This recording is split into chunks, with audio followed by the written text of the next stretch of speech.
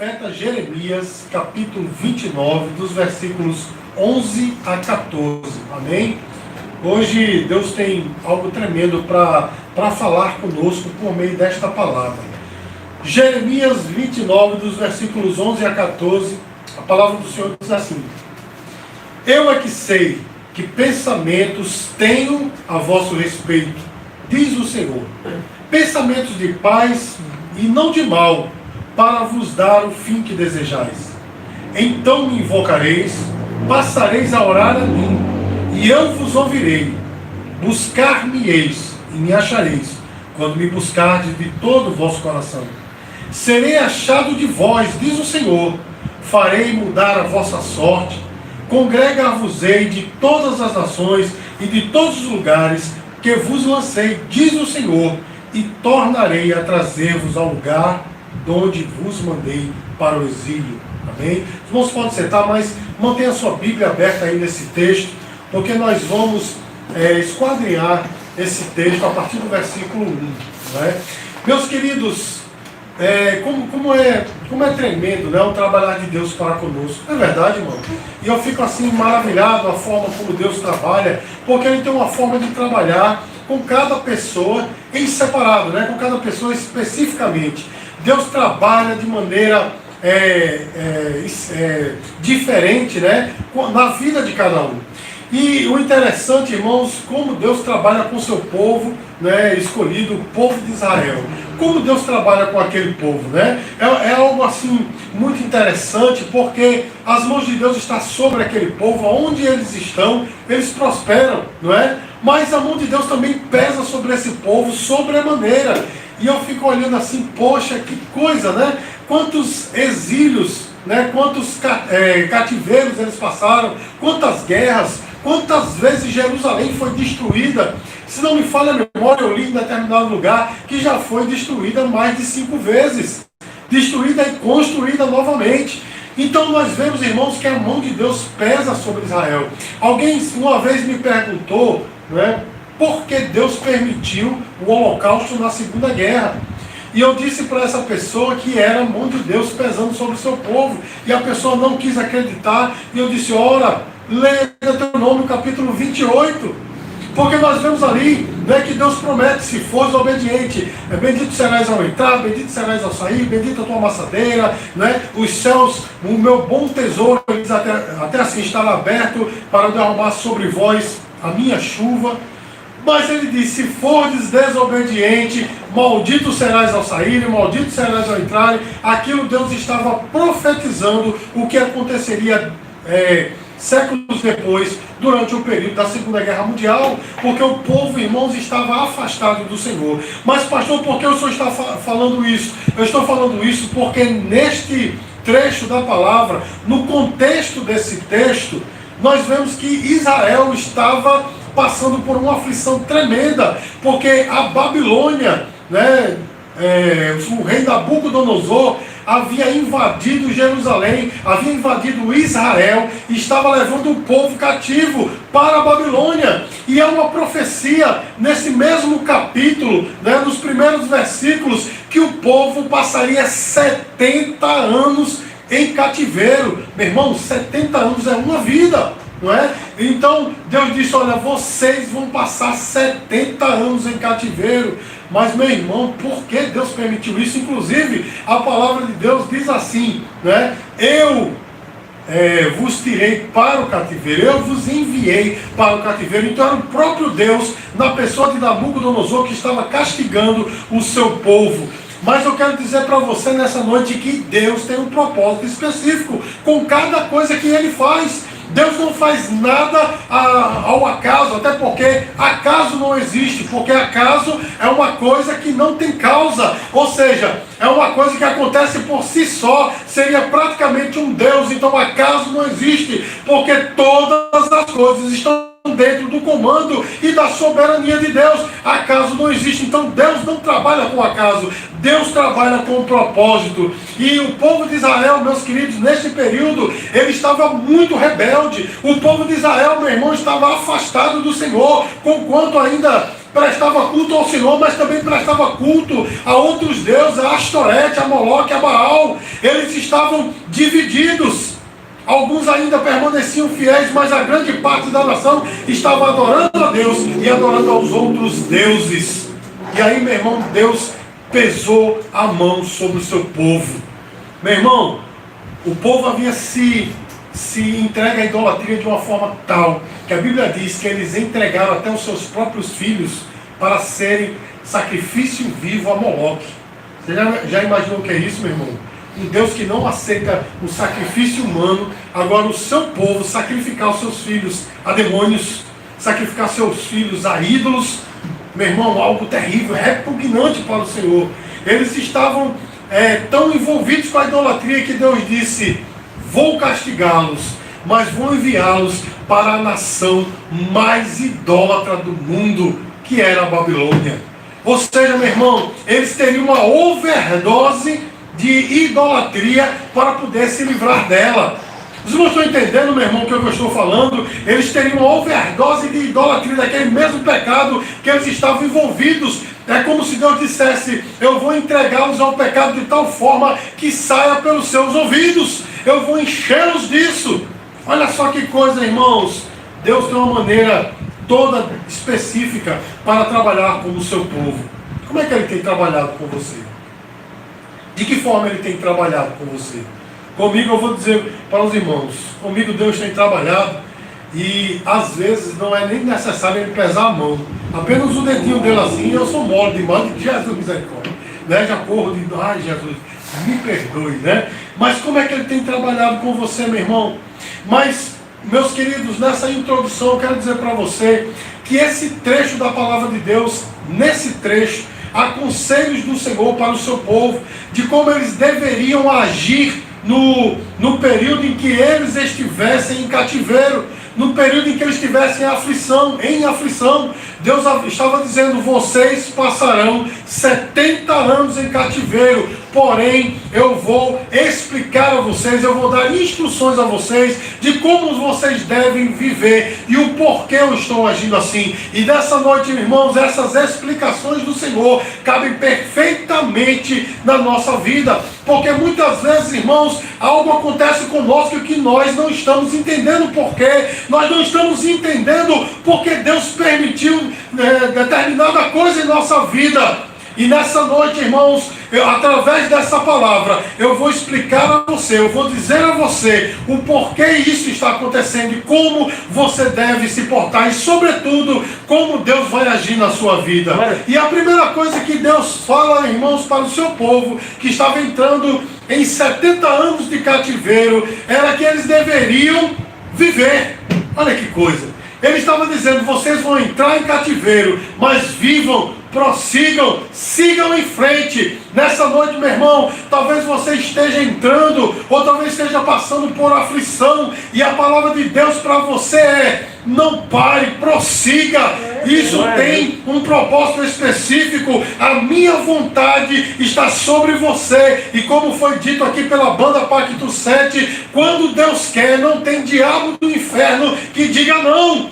E nessa noite, irmãos, eu quero ler para você o versículo de 5 a 7. Os versículos de 5 a 7. A palavra do Senhor diz assim: olha só: edificai casas e habitai nelas, plantai pomares e comei o seu fruto.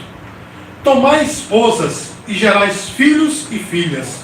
Tomai esposa para vossos filhos e dai vossas filhas a maridos, para que tenham filhos e filhas. Multiplicai-vos aí e não vos diminuais. Procurai a paz da cidade para onde vos desterrei. Orai por ela ao Senhor, porque na sua paz tereis paz. Meu irmão, é muito difícil, é muito incômodo a gente tentar seguir em frente ou viver em paz no meio da aflição. Não é, meu irmão? Eu posso até dizer que é quase que impossível, quase porque não é impossível, mas é quase impossível, é muito difícil. Mas o pior ainda é você se desesperar. A coisa piora mais ainda, meu irmão. O conselho de Deus para nós nessa noite é: diante da aflição, siga em frente, continue vivendo, continue trabalhando, continue crescendo, porque Deus tem um propósito com toda a aflição da nossa vida. Meu irmão, se desesperar é pior. Nós estamos vivendo um período de grande tribulação, não a grande tribulação, mas um período de tribulação. Nós estamos vivendo um período muito terrível, muito complicado, muito delicado do mundo, nessa pandemia mortal que está ceifando diversas vidas. E tem muita gente, meu irmão, entrando em parafuso, tem muita gente ficando louco. Na verdade, meu irmão, tem muita gente que está perdendo a cabeça, porque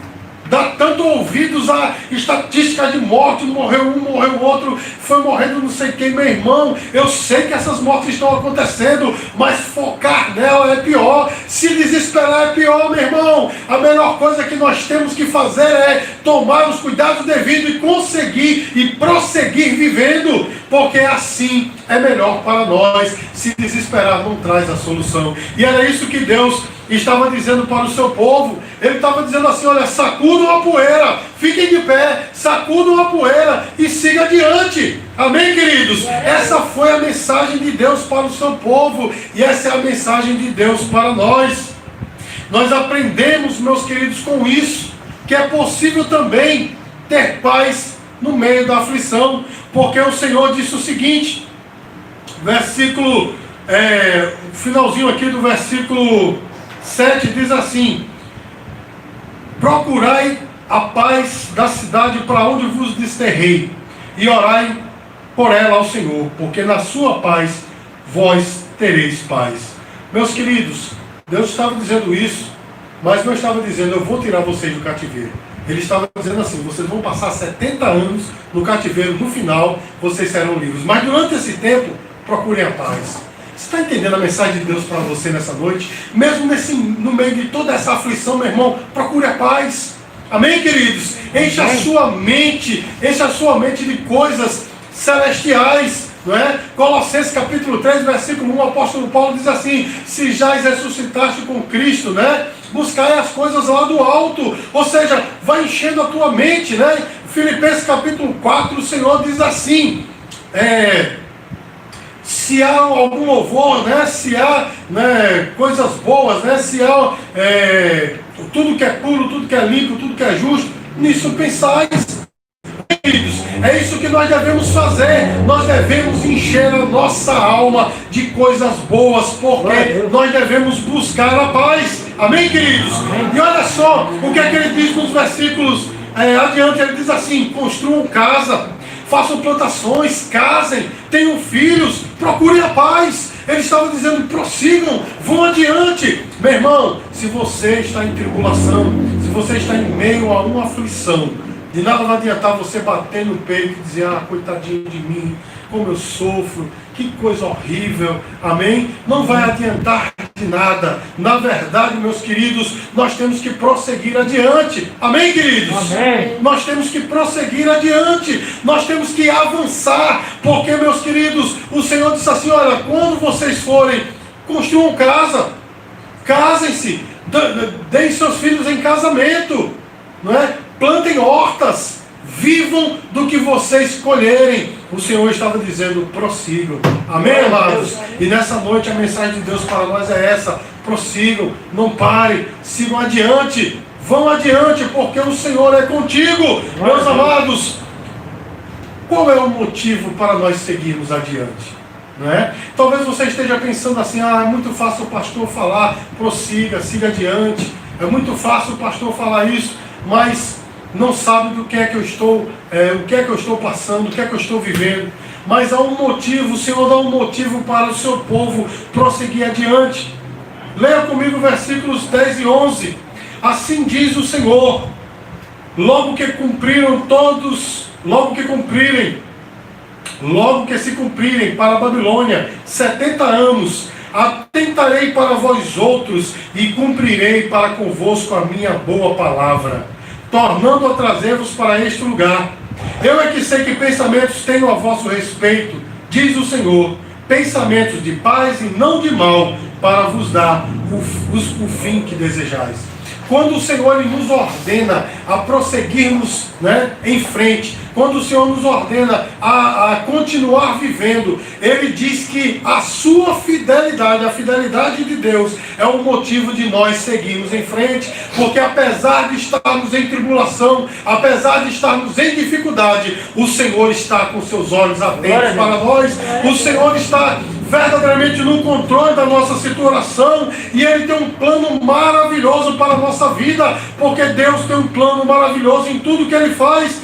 E Ele diz assim, olha só, meu irmão, Ele diz no versículo 10, atentarei para vós outros. Ou seja, meu irmão, o Senhor está dizendo, você está em tribulação, você está no meio de uma situação complicada, uma aflição, mas os meus olhos estão sobre você. Eu estou atento a você. Nada acontece com você que não esteja no comando de Deus. Então, meus queridos, esse é o motivo para nós seguirmos adiante, porque Deus está vendo. E eu quero dizer para você nessa noite, que está ligado nessa live, Deus está vendo o que você está passando. Deus está com os olhos atentos a você. Ah, pastor, mas por que de tanta demora de Deus me tirar dessa situação, meu irmão? O tempo é dele. Para Israel foi 70 anos. Para você eu não sei, mas uma coisa eu sei, essa aflição na sua vida tem um propósito. Meu irmão, minha irmã, observe que tudo que Deus faz é pensando no nosso bem. Tudo que Deus faz é pensando em nós. Amém, queridos? Amém. Olha só o que é que diz no versículo 11. Eu é que sei que pensamentos tenho a vosso respeito, diz o Senhor, pensamentos de paz e não de mal, para vos dar o fim que desejais. Mesmo Israel passando por aquela tribulação, Deus estava pensando, os meus pensamentos, Deus estava dizendo, os meus pensamentos para vocês não são de mal, são de paz.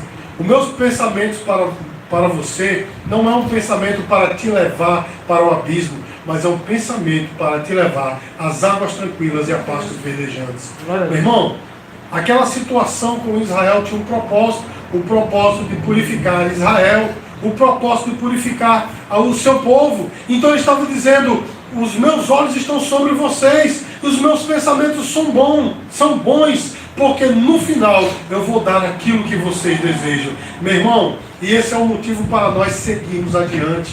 Esse é o motivo para nós prosseguirmos, porque a fidelidade do Senhor está conosco, porque Deus tem um propósito, nós temos que confiar, basta nós confiarmos. É como um filho que se joga nos braços do pai. Não é? Muitas vezes um filho, meu irmão, não está vendo, né, como é que ele vai cair nos braços do pai, mas ele confia que o pai vai lhe segurar. De repente ele está numa árvore, de repente ele está sobre um móvel e que se joga nos braços do pai. Sabe o que é isso, meu irmão? É confiança. E assim temos que ser eu e você, meu irmão, confiar na fidelidade de Deus. A situação está difícil, a situação está apertada, confia no Senhor, prossiga adiante. Glória a Deus. Irmãos, mas qual é a finalidade dessa aflição? Qual foi a finalidade da aflição? Ou qual foi o propósito da aflição para o povo de Israel? Acompanhe comigo dos versículos 12 a 14. Então me invocareis, passareis a orar a mim, e eu vos ouvirei. Buscar-me-eis e me achareis, quando me buscardes de todo o vosso coração. Serei achado de vós, diz o Senhor, e farei mudar a vossa sorte. Congregar-vos-ei de todas as nações e de todos os lugares para onde vos lancei, diz o Senhor, e tornarei a trazer-vos ao lugar de onde vos mandei para o exílio.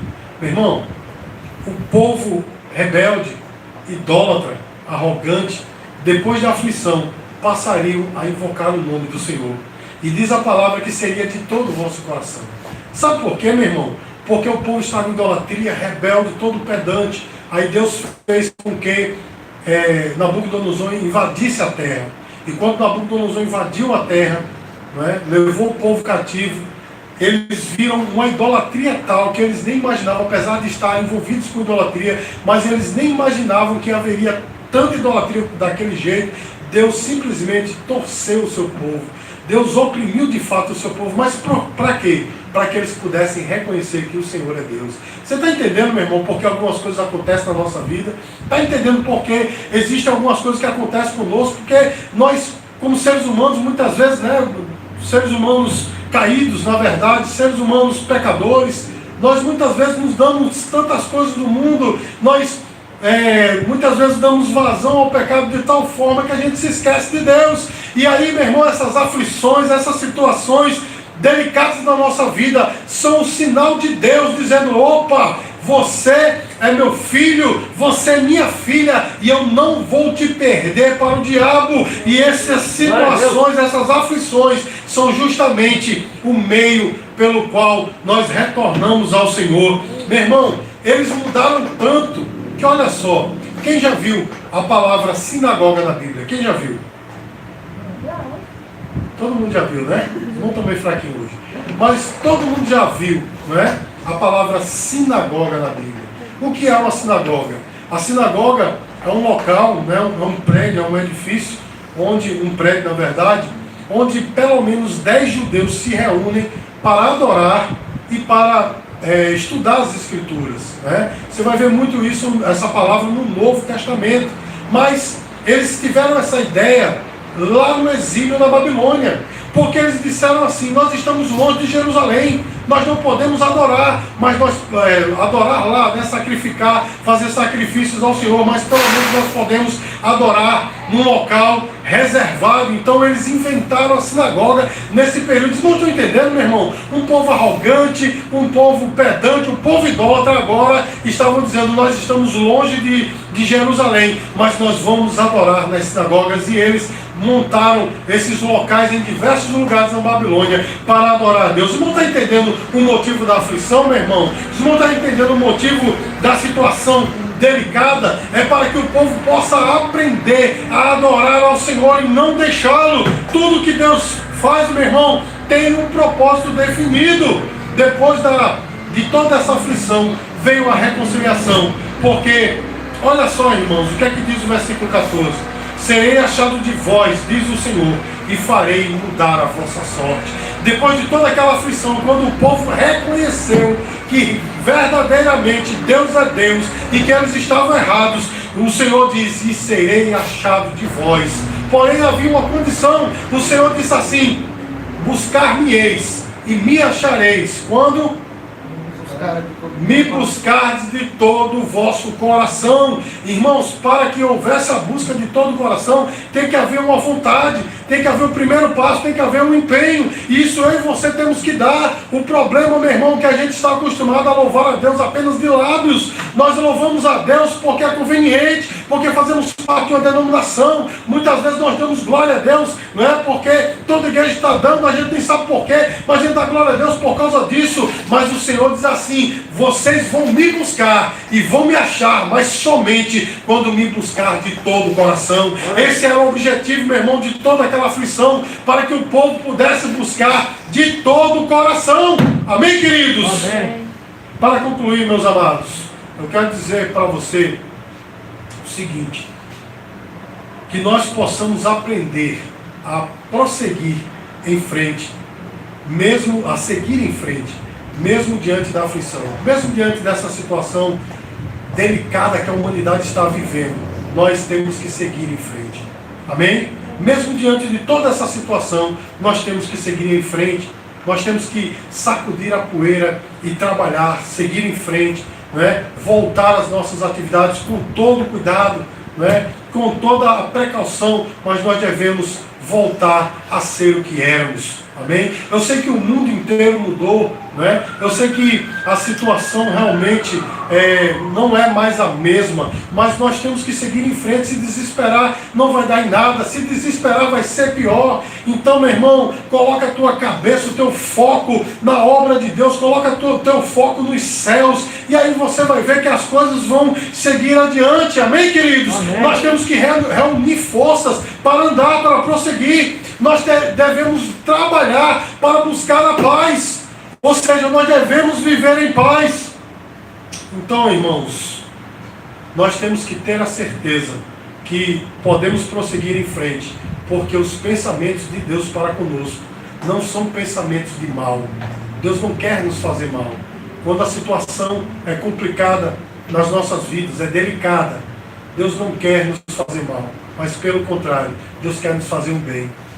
Eu é que sei que pensamentos tenho a vosso respeito, pensamentos de paz e não de mal, para vos dar o fim que desejais. Toda situação tem, o objetivo é esse, para vos dar o fim que desejais. Então, meu irmão, que nós tomemos o conselho do Senhor, no versículo 13 que diz: busquem-me e vocês vão me achar, quando me buscarem de todo o coração. Então, meu irmão, nessa situação complicada, delicada que você está passando, não fica reclamando, não se desespera, mas busca ao Senhor.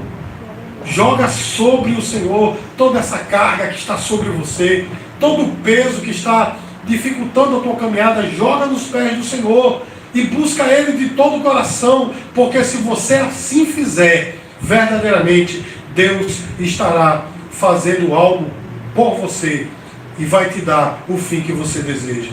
Então que o Senhor Jesus nos abençoe.